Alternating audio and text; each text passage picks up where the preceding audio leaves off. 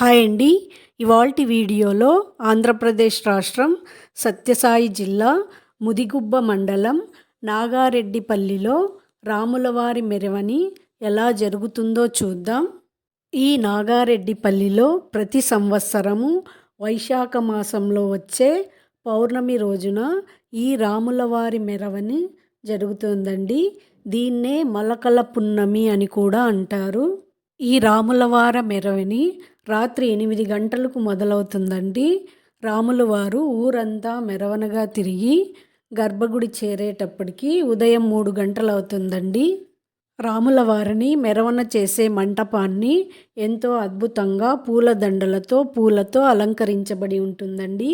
ఈ మండపం కూడా చాలా బరువుగా ఉంటుంది. ఇది ఆడబిడ్డల పండుగండి. ఈ పండుగకు ప్రతి ఆడబిడ్డ ఊరు చేరుతుంది. Like the video, subscribe the channel. Thank you.